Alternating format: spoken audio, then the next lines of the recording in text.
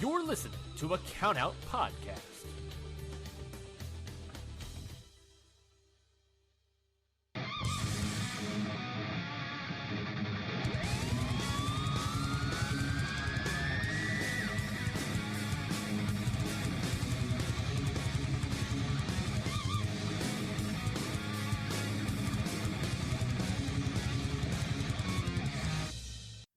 Hello and welcome to another episode of Your Dose of Death podcast. As always, I am Loren. It is just me today, just kind of giving you the end of the month updates. Of course, this episode is out on Halloween, so happy Halloween to everyone who is celebrating, whether you're trick-or-treating, whether you're going to a Halloween party, or whether you're just staying at home enjoying the last of some Halloween movies or anything like that. Happy Halloween from Your Dose of Death podcast. I know I had talked about on the last episode that we were working on getting the Honorable Judge Joe Dredd on this very show. Unfortunately, just schedules couldn't line up to have him on for this episode. So we are working towards a new date. We're definitely going to have him and his attorney, Stephen Jury, on. We definitely want both of them to really give us their insight and in their perception in the world of deathmatch wrestling. It's definitely an interesting lens to go about. So we are working towards a new date. That being said, I cannot guarantee that it is the next episode, but hopefully it is. We do have 2 weeks from Halloween to make sure this happens. So I'm working very hard to make sure that happens. And of course, Mike will be on with us as well. Couldn't make it for today. We just scheduling wise just could not get to work. That is okay. As the great Danny D'Amato says, our good friend, roll with the punches. So that's kind of some initial updates for all the listeners. That being said, though, I want to get into some news because fall deathmatch tournament season is sprinkled here. Like here and there are some tournaments to talk about. First up, of course, GCW is bringing the NGI back to Atlantic City for New Year's weekend. I'm not going to take the time on this podcast, nor should I, to address the unfortunate decision to not bring it back to Chicago. Because if you head on over to the GCW Patreon and to listen to the podcast there, Brett Lauderdale will tell you exactly what happened. I don't need to repeat that, and I won't. I don't want to beat a dead horse that unfortunately it's not going to be in Chicago. We hope it's in Chicago next year. And that's really all I got to say on it. I'm not going to feed into the negativity. I'm not going to feed into any of the mass hysteria that has come with it. It is unfortunate, but you know what? I'm not going to complain. I want to be positive about this. It's the NGI.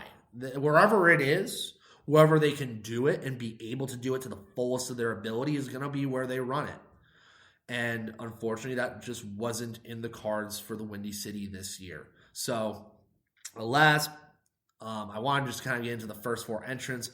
You can still buy tickets at GCWNGI8.eventbrite.com.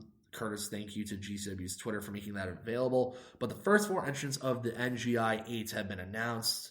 I'm going to go off of the order that they were announced in. So Risa Serra, of course, of prominence and Ice Ribbon fame, making her way to the States. I know she's already been in the States for a little bit, but she will finally do a death match in the United States, courtesy of Game Changer Wrestling. Huge moment for prominence and huge moment for Japanese women's deathmatch wrestling. Of course, Rina Yamashita has been the trailblazer, of course, but we are so ecstatic to have Risa Serra in the States doing a death match. So I'm excited for her. The next up is someone who is a kind of an upstart over the last year or so, Daiju Wakamatsu, or of course one of Michael Sereno's favorite Japanese deathmatch wrestlers. I love saying that. He is definitely someone who will surprise people. This is also his American deathmatch debut. Really cannot go wrong with Wakamatsu. I think he's definitely an interesting mix into this NGI lineup. With these first four entrants, there's kind of an underlying theme I'll get to in just a little bit. Then, of course, someone who really impressed me, at least, during the GCW TNT shows and her ultraviolet title match with Rina Yamashita that kind of cemented potentially a spot here, and she got the spot, Emerson Jane. I don't know much about her. I mean, the UK deathmatch scene, I think we kind of already know how good it is and how many great people have come out of it. So, really cannot complain about how she has done. And I mean, I feel like there's potential here with her. So Emerson Jane making her another American Deathmatch debut here at the NGI. I'm going to tell you the underlying theme of NGI is very interesting this year. And last but not least, if you were to like come up with names that could potentially be in the tournament, this is one that was so far out of left field, but a pleasant surprise nonetheless. Jacob Fatu. Jacob Fatu, the former MLW world champion, is in the NGI 8. Out of everyone on this list that I've named, I think he has the least amount of deathmatch experience. And I wouldn't necessarily say that's a bad thing either. That is just how the dice rolls with him. So, it's just a very interesting selection, and it's a very opportunistic selection, which brings me to what I believe is the theme of this year's NGI, and it's opportunity. This is an opportunistic lineup so far. You have 3 people who have never even been in the United States for deathmatch wrestling. You have someone who is very well known across the independent wrestling landscape in Jacob Fatu doing a deathmatch for NGI. I mean, considering what else is going on, and I'll get to that a little bit later, again, this is a very, very opportunistic NGI, and I like that it isn't just the usual suspects. I do see Rina Yamashita being in this. I potentially see a Johnny Murdoch, maybe even Sawyer Ruck, and maybe one other person to round out the field of 8. It could be even 12, for all I know. But NGI, nonetheless, so far is a very opportunistic roster. And I like, again, as I said, I like that it isn't just the usual suspects. And I think a lot of fans, they may be saying who, but there's going to be a lot of people that are very impressed with Risa Serra. There's going to be a lot of people that are going to be impressed with Wakamatsu, with Emerson Jane, and with all 4. So, again, New Year's weekend at the Showboat, the terminal in Atlantic City, is going to be a very interesting weekend nonetheless. And of course, GCW is running the aftermath, kind of like the aftermath of NGI the next day. I've been hearing rumors about a potential dream match. Apparently, Jun Kasai is set to make an announcement about his potential future with GCW in the coming weeks. Once we get that announcement and once we get the confirmation of whatever that may be, we will definitely let you, the listeners, know. I will say this. I would not be surprised if we get Nick Gage, Jun Kasai, New Year's weekend. I would not be surprised. I would honestly I'd be thrilled that we are finally getting this match. This is, and one-on-one. We really got a tease of that during War Games. And if that is the direction that we are headed to, every deathmatch fan, every American wrestling fan, every enthusiast that has ever wanted to be into the deathmatch genre will have their eyes, their ears, their brains, everything peeled to this match. There is not a lot else I could say about it because Kasai fought Moxley this year, Cork and Hall. That was a huge moment for Moxley, even if the man has won WWE championships. The man has been in AEW. Like, that is a moment to him.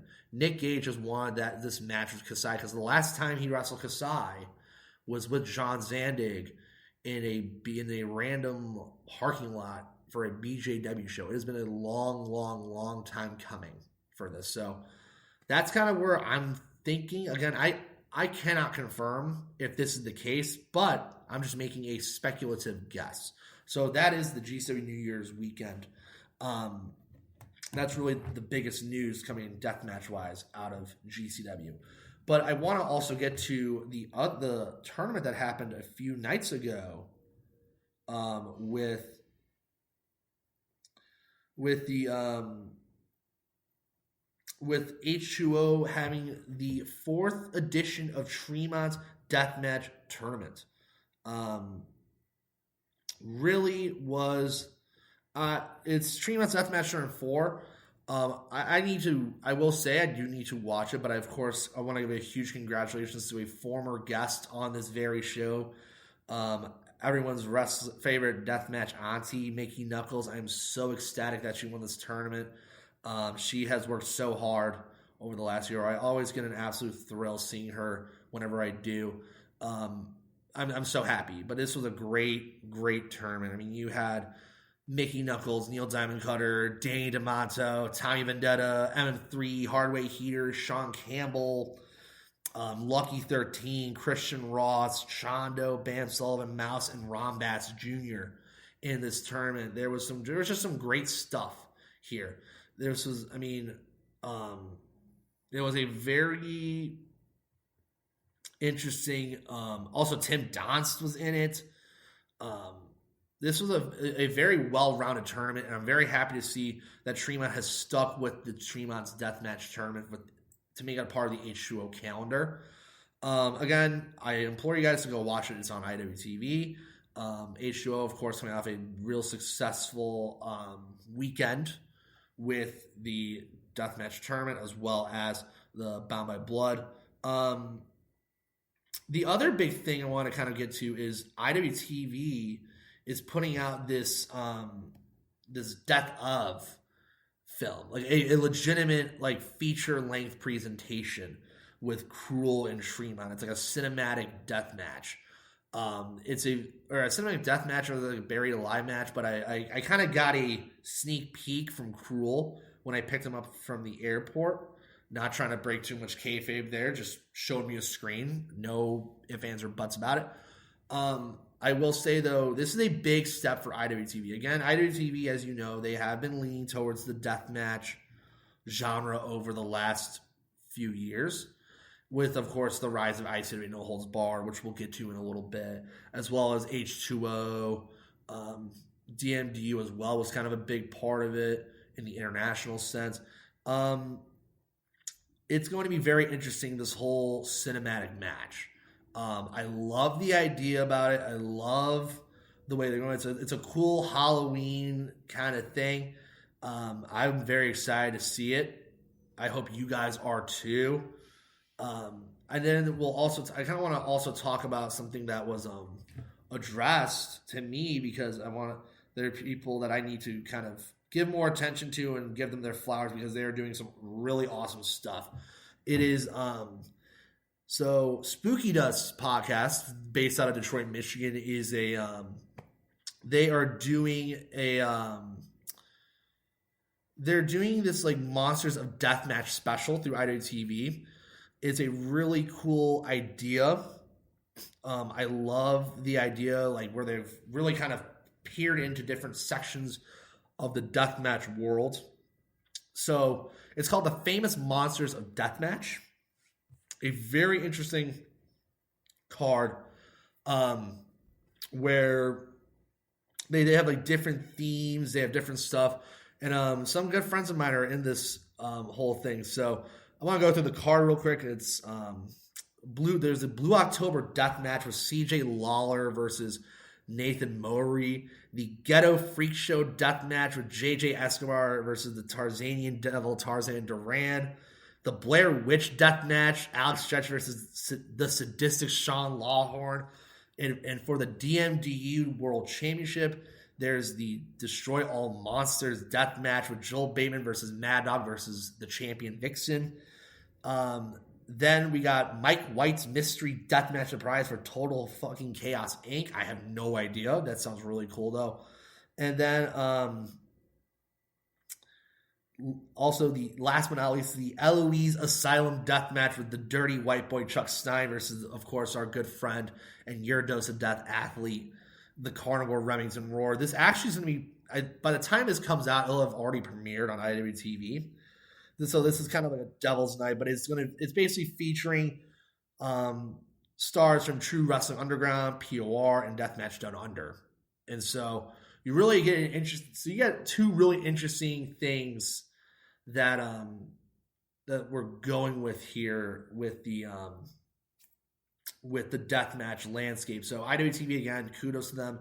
Kudos to Spooky Dust Podcast for getting this all together. That's a huge deal, in my opinion, to see a deathmatch podcast get on a medium such as IWTV.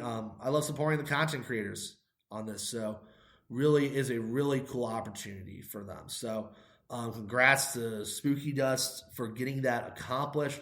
But yeah, so it should be out for everyone Halloween Day, but it is basically like a cinematic deathmatch kind of thing. So again, cinematic death matches, did not think that those would be making a trend in 2023, but hey, nonetheless, I am all about it. So can't wait to see how those come out. So then I want to get to ICW No Holds Barred, of course.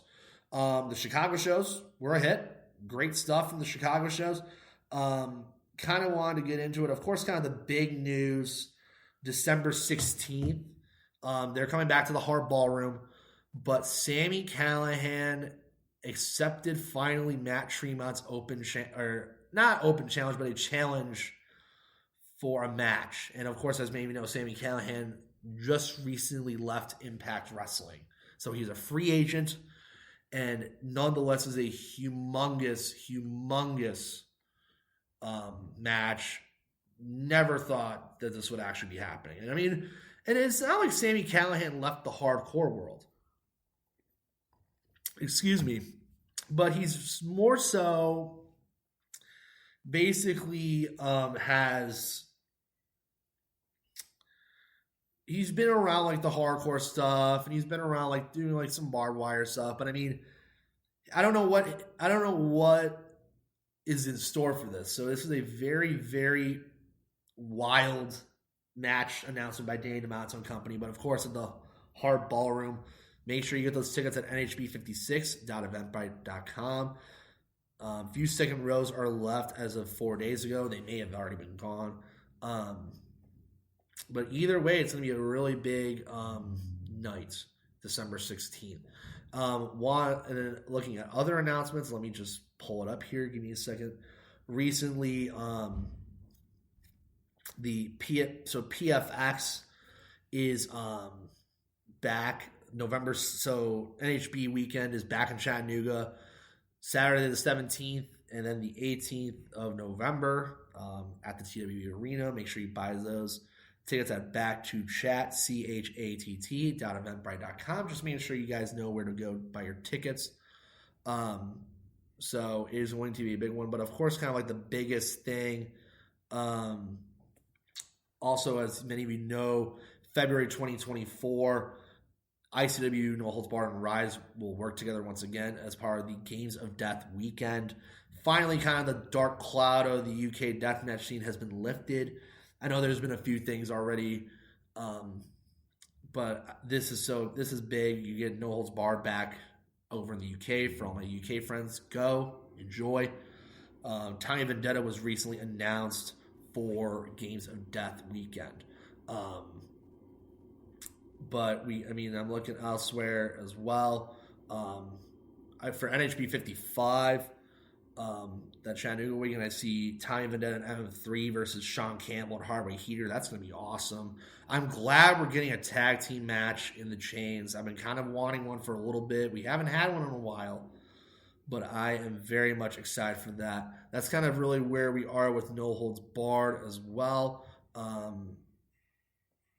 Just a lot here as well. I'm just looking kind of, excuse me, please bear with me.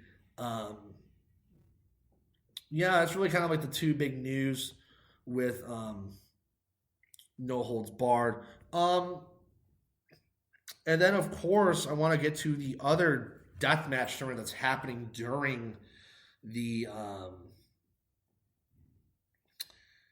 during New Year's weekend. Let me just pull it up because there's a lot of names on this, and so December 30th, King of the Deathmatch, which of course, as many of you know, the news, Circle 6 inherited the King of the Deathmatch name from Ian Ron and ICW Mid-South per his blessing, and they're running it at the Don Quixote in LA. So if you're in LA, December 30th, get your butt down there.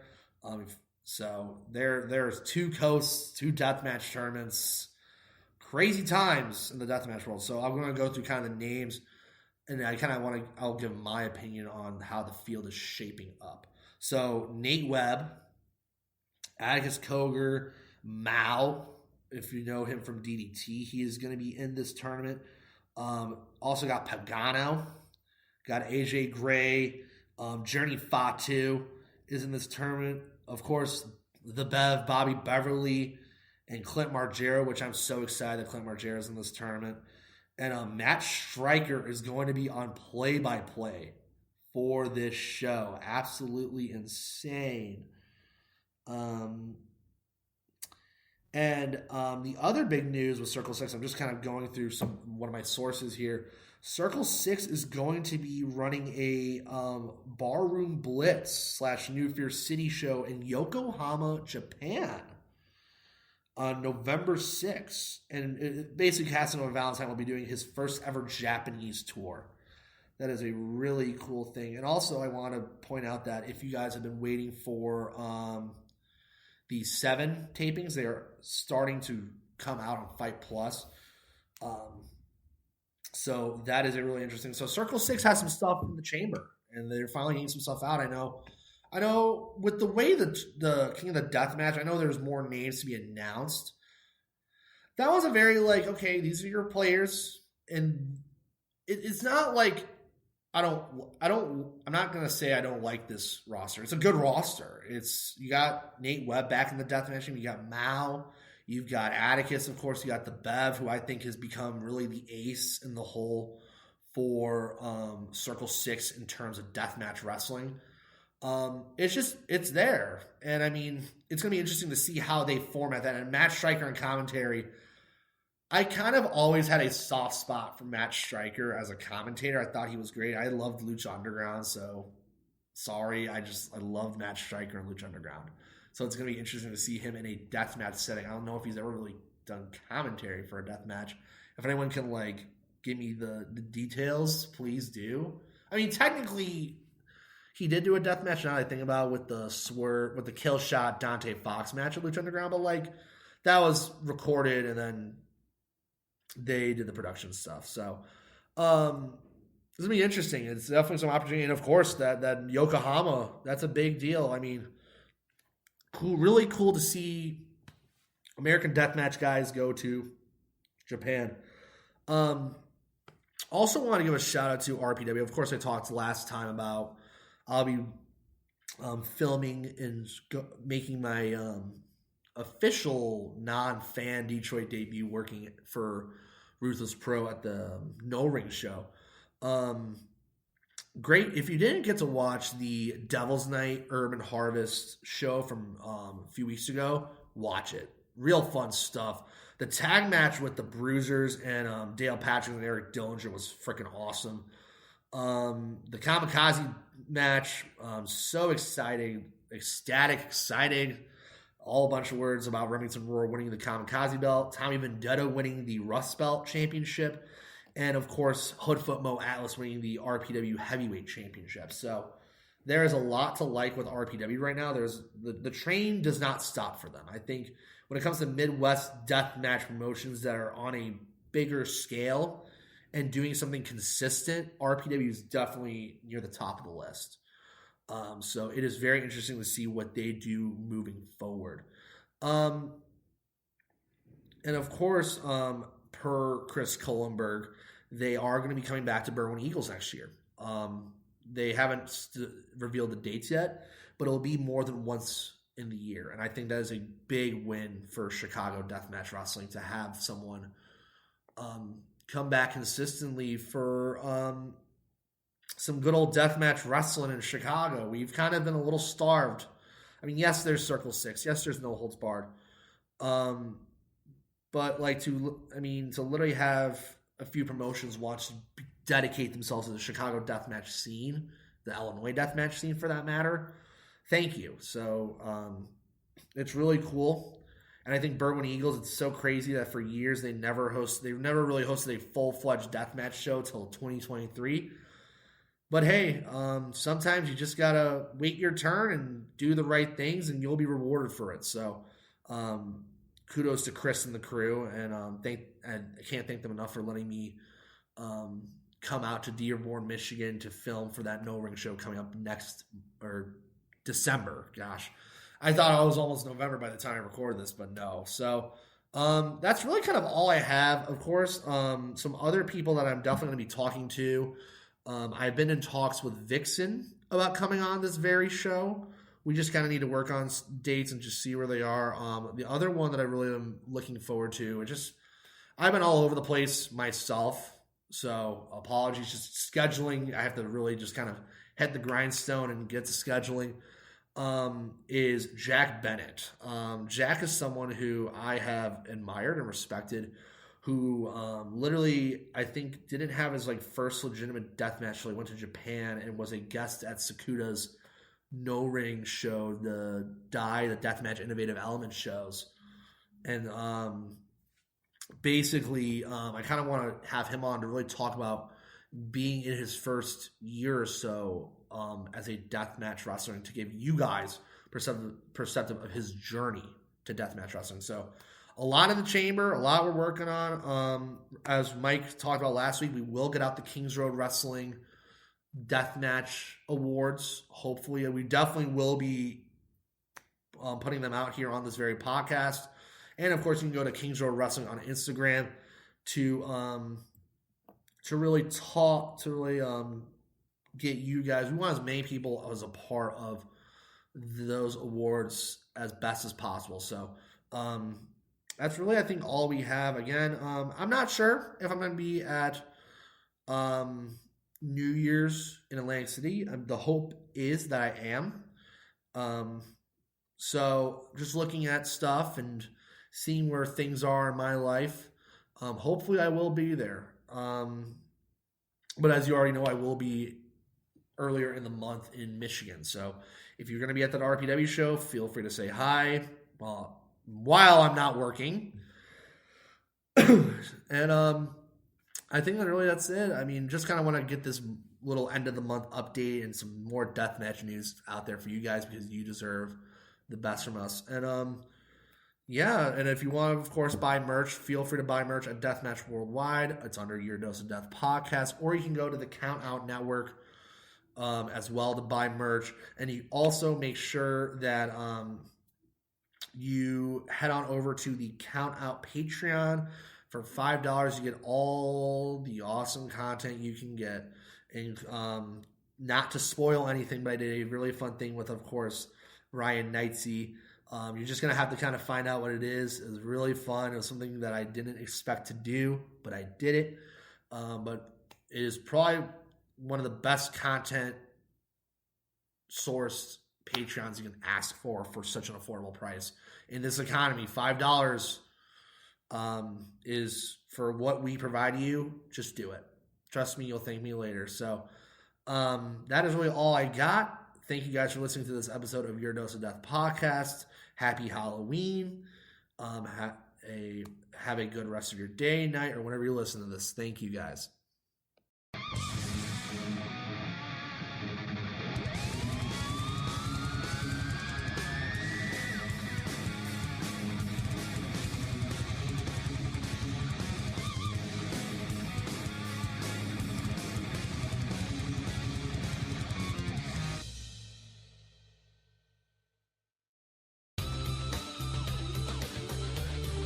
This has been a Count Out Podcast.